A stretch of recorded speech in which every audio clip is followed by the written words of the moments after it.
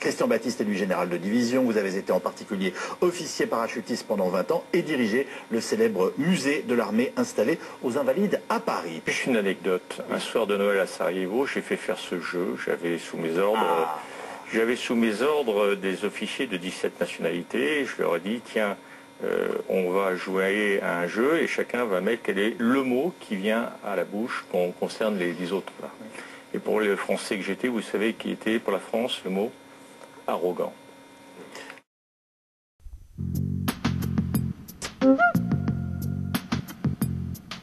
Pourquoi l'apprentissage de la langue allemande n'est-il pas plus encouragé en France? Est-ce que vous percevez là un manque, une difficulté? Oui, absolument. Il faut avoir envie de l'apprendre. Hein. Parce que je suis désolé, mais il y a des générations de gamins à qui on a bourré le crâne en disant alors faites allemand première langue, on va s'aimer, c'est merveilleux, c'est très bien. Ben oui, mais et alors résultat?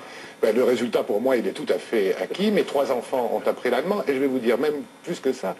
Mes enfants m'ont expliqué comment il fallait apprendre l'allemand. Maintenant, mon fils avait 0 partout en allemand, jusqu'au jour où il est parti grâce à Erasmus.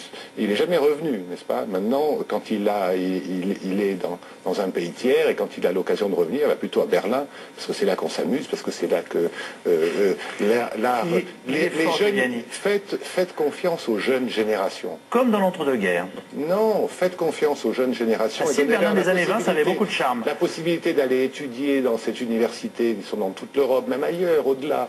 Donnez-leur la possibilité de se marier ensemble, donnez-leur la possibilité de voyager, et ils régleront une partie du problème. Ça ne veut pas dire qu'il ne faut pas rester raisonnable. Les jeunes Allemands parlent très bien l'anglais, et donc si vous le voulez, français souvent. Et le français, mais l'anglais, et donc si vous voulez converser avec un Allemand, vous conversez en anglais, vous n'aurez pas de problème. Avec un Allemand, vous conversez en anglais, vous n'aurez pas de problème. Avec un Allemand, vous conversez en anglais, vous n'aurez pas de problème. Avec un Allemand, vous conversez en anglais, vous n'aurez pas de problème.